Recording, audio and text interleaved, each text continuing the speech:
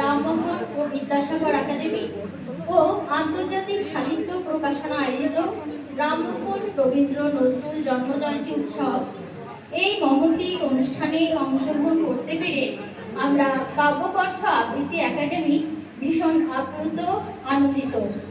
আন্তরিক কৃতজ্ঞতা জানাই এই অনুষ্ঠানের আয়োজক সুনীল চক্রবর্তী দাদাভাইকে। শুরু করছি আমাদের আজকের নিবেদন। রাজা রামমোহন রায় ছিলেন আধুনিক ভারতের নবজাগরণের পথিকৃৎ এবং একজন বিশিষ্ট সমাজ সংস্কারক। কুসংস্কারাচ্ছন্ন ভারতীয় সমাজ থেকে সতীদাহ প্রথা উচ্ছেদ, নারীর অধিকার রক্ষা এবং আধুনিক শিক্ষার প্রসারে তার অবদান অনস্বীকার্য।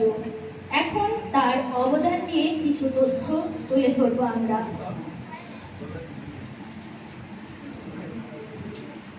ভারতের নবজাগরণের জনক রাজা রামমোহন রায় আধুনিক ভারত গঠনে অগ্রণী ভূমিকা পালন করেন। ধর্মীয় গোঁড়ামি ও কুসংস্কার দূর করে যুক্তিবাদের প্রসার এবং নারী মুক্তি, শিক্ষা এবং সংবাদপত্রের স্বাধীনতায় তার অবদান অপরিসীম। তার দীর্ঘ আন্দোলন ও প্রচেষ্টার ফলেই 1829 সালে ব্রিটিশ সরকার আইন করে সতীদাহ প্রথা সম্পূর্ণ নিষিদ্ধ ও দণ্ডনীয় অপরাধ বলে ঘোষণা করে। 1828 সালে তিনি ব্রাহ্ম সমাজ প্রতিষ্ঠা করেন। এর মাধ্যমে তিনি হিন্দু ধর্মে প্রচলিত মূর্তি পূজা, জাতিভেদ প্রথা ও অস্পৃশ্যতার তীব্র বিরোধিতা করে একেশ্বরবাদের প্রচার করেন।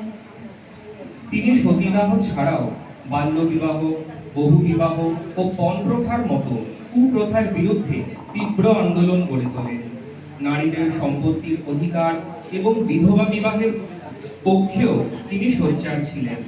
আধুনিক শিক্ষার প্রসার, প্রাচ্য শিক্ষার পাশাপাশি ইংরেজি, বিজ্ঞান ও পাশ্চাত্য শিক্ষার প্রসারে তিনি অগ্রণী ভূমিকা পালন করেন। 1822 সালে অ্যাংলো হিন্দু স্কুল এবং তারই প্রচেষ্টায় 1817 সালে হিন্দু কলেজ, বর্তমানে প্রেসিডেন্সি বিশ্ববিদ্যালয় প্রতিষ্ঠিত হয়। তিনি সংবাদপত্রের স্বাধীনতার প্রবল সমর্থক ছিলেন। তার প্রতিষ্ঠিত সংবাদ কৌমুদি, ফরাসি পত্রিকা মিরাত উল আফকার তৎকালীন জনমত গঠনে ও সমাজ সচেতনতা বৃদ্ধিতে বড় ভূমিকা পালন করে। বাংলা গদ্য সাহিত্যের ভিত্তি স্থাপনে তার অবদান অনস্বীকার্য। তার হাত ধরে বাংলা গদ্য জটিল রূপ ছেড়ে সহজ, সাবলীল ও যুক্তিনিষ্ঠ হয়ে ওঠে। তিনি ছিলেন প্রথম ভারতীয় যিনি ব্রিটিশ শাসনামলে দেশের রাজনৈতিক ও প্রশাসনিক সংস্কারের দাবি তুলেছিলেন। এখন রবীন্দ্রনাথ ঠাকুর এবং কাজী নজরুল ইসলাম। রবীন্দ্রনাথ ঠাকুর এবং নজরুল ইসলামের জীবনচর্চা ও জীবনবোধ ছিল সম্পূর্ণ ভিন্ন। তবু বাক্য ও শব্দচয়নে অগ্রজের সাথে অনুজের সাযুজ্যে রয়েছে এক অনবদ্য যুগলবন্দি। রবীন্দ্রনাথকে আত্মস্থ করে তার লেখনীতে সমৃদ্ধ হয়ে অত্যন্ত স্বাভাবিকভাবে সামনের দিকে ভিন্ন এক পথ ধরে এগিয়েছেন নজরুল। তাই তো তিনি বলেছেন, একা তুমি জানিতে হে কবি মহারিষি, তোমারও বিচ্যুত ছটা আমি ধূমকেতু। রবীন্দ্রনাথকে নিয়ে লেখা বা গবেষণা হয়েছে অনেক, আগের তুলনায় বেড়েছে নজরুল চর্চা এবং গবেষণাও। এখন আমরা তাদের কিছু কবিতা এবং ছড়া শুনে নেব আমাদের ছোটদের কাছ থেকে। নমস্কার। নৌকা যাত্রা রবীন্দ্রনাথ ঠাকুর। মধুমাঝির ওই যে নৌকোখানা বাঁধা আছে রাজগঞ্জের ঘাটে, কারো কোনো কাজে লাগছে না তো, বোঝাই করা আছে কেবল পাটে। আমায় যদি দেয় তারা নৌকাটি, আমি তবে 100টা দাঁড়াটি। পাল তুলে দিই 4টে, 5টা, 6টা, মিথ্যে ঘুরে বেড়াই না পোহাটে। আমি কেবল যাই একটিবার সাত সমুদ্র 13 নদীর পার। তখন তুমি কেঁদো না মা জানো, বসে বসে একলা ঘরের কোণে। আমি তোমা যাচ্ছি নেকো চলে, রামের মতন 14 বছর বনে।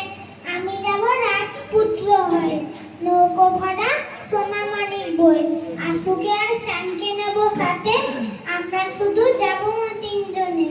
আমি কেবল যাব একটিবার 7 সমুদ্র 13 নদীর পার। ভোরের বেলা দেব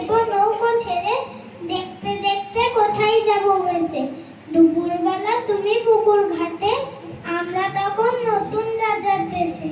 পেরিয়ে যাবে ত্রিপুর্ণির ঘাট, পেরিয়ে যাবে তেপান্তলের মাঠ। ফিরে আসতে সন্ধে হয়ে যাবে, গল্প বলবো তোমার কোলে এসে। আমি কেবল যাবো একটিবার, 7 সমুদ্র 13 নদীর পার। নমস্কার, আমার নাম সার্থকী ঘোষ। নমস্কার, খুকিও কাঠবেড়ালি, কবি কাজী নজরুল ইসলাম। কাঠবেড়ালি, কাঠবেড়ালি, পেয়ারা তুমি খাও, গুড় মুড়ি খাও, দুধ ভাত খাও, বাতাবি লেবু লাও, বেড়াল বাচ্চা কুকুর ছানা পাও। ডাইনি তুমি, ফচকা পেটুক, খাও একা পাও, জেঠাই জেঠুক। বাতাবি লেবুর সকলগুলো একলা খেলে ডুবিয়ে নুলো। তবে যে ভারী লেজ উঠিয়ে উটুস পাটুস যাও, ছোঁচা তুমি, তোমার সঙ্গে আরই আমার যাও।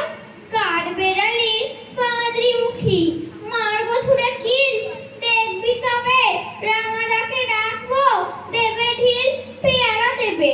যা তুইও যা, তাই কিন্তু তোর নাকটি বোচা। হুদমো চোখি, গাপুস গুপুস, একলাই খাও, হাপুস হুপুস। পেটে তোমার ফিরতে হবে 20 কুষ্টি মুখে। হে ভগবান, একটা পোকা যাস পেটে ওর ঢুকে।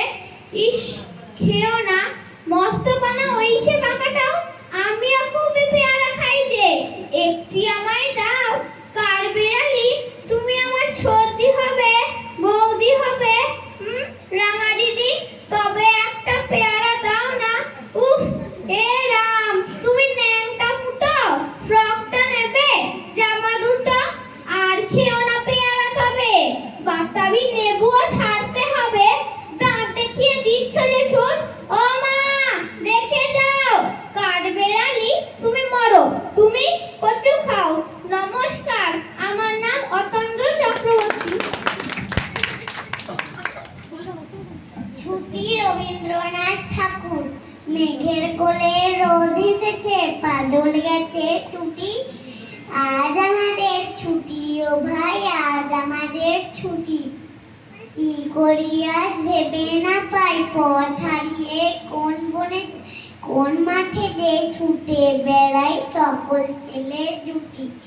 রাখাল ছেলে টিয়া পাতায় নৌকা করে সাজিয়ে দেব ফুলে। তার লিগিতে ভাসিয়ে দেব চলবে দুলে দুলে। রাখাল ছেলে সঙ্গে ধেনু চড়া বুয়ার বাজিয়ে মাখবো গায়ে ফুলের রেণু চাপার বনে লুটি। আজ আমাদের ছুটি ও ভাই, আজ আমাদের ছুটি। আমার নাম দীপিকন।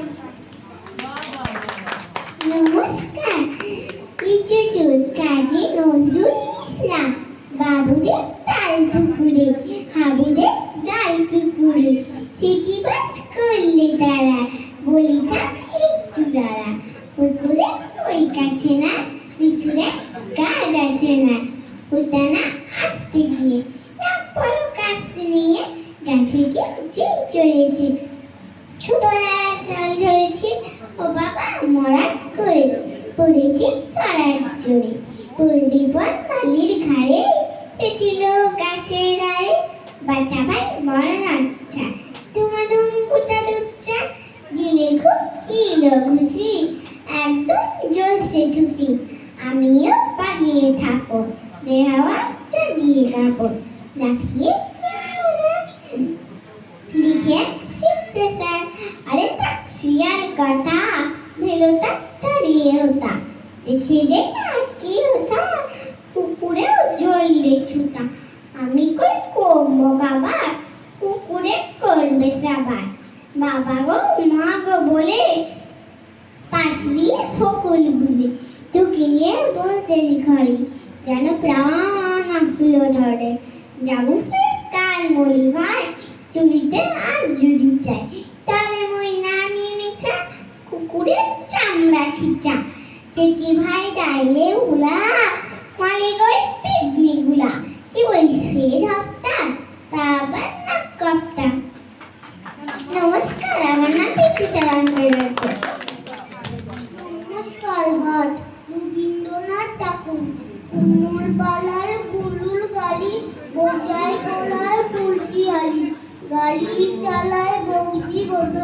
সঙ্গে যে যায় ভাঙনে মতো হাত বসেছে শুকনো বালে বক্সিগঞ্জের পর্দা পালে জিনিসপত্র লুটিয়ে এনে দামের মানুষ বেশি কিনে উচ্ছে লেবুন পটল মূল্য তেল বোনা ঢামা মূল্য সত্যি ছোলা ময়দা আটা চিটের লেবার নকশা কাটা ঝালজি কোলা বিড়ি আটা সবর সরিষা ডাটা কুর্সি ভোলা একো মূল্যে হাসি এটোয় বেড়াই উড়ে কোলে লাঠি নৌকবি আর বাটে চাষির মেয়ে অন্য খানায় হোটেল বলে গান শুনিয়ে ভিক্ষে বলে পালার ছেলের সারের ঘাটে জল ছিটিয়ে সাঁতার কাটে আমার নাম অলিপ্ত বিবাহী